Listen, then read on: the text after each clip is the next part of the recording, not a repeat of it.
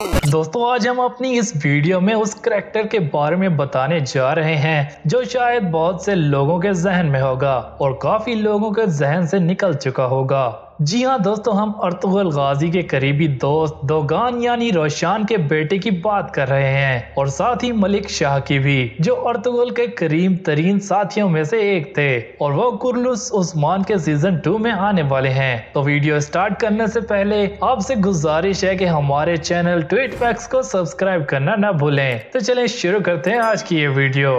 दोस्तों अर्तुगरुल गाजी ये करीबी दोस्त रोशान का बेटा हुआ था और अर्तुगरुल गाजी ने उनका नाम रोशान रखा था। तो दोस्तों रोशान कुर्लुस उस्मान के सीजन 2 में आ रहे हैं, जो कि पैदा होते साथ ही अपनी मां गुलबानो के साथ पहाड़ों में चला गया था। तो अब वो कुर्लुस उस्मान के सीजन 2 में आने वाले हैं। लेकिन तजस्सुस की बात तो ये है कि इस रोल को पूरा करने के लिए कौन आ रहा है। तो दोस्तों जहां तक रोशान की बात है तो उसका रोल कैन यमिन अदा करेंगे। कैन यमिन तुर्की के मारूफ और मशहूर अदाकार हैं। उन्होंने बजाते खुद तो इस बारे में अपने चाहने वालों को नहीं बताया, लेकिन उनकी इंस्टाग्राम पोस्ट को देखकर और उनकी ऐसी कुछ वीडियोस को देखकर लगता है कि अब वो कुर्लुस उस्मान के सीजन 2 में जलवागर होने वाले हैं, क्योंकि उन्होंने अपने बाल और दाढ़ी लंबी कर ली है और ऐसे कुछ सीन्स भी उनकी वीडियोस में देखने को मिले हैं जो कि ये शो करते हैं कि वो कुर्लुस उस्मान में आने वाले हैं और वो भी रोशान के रोल के लिए।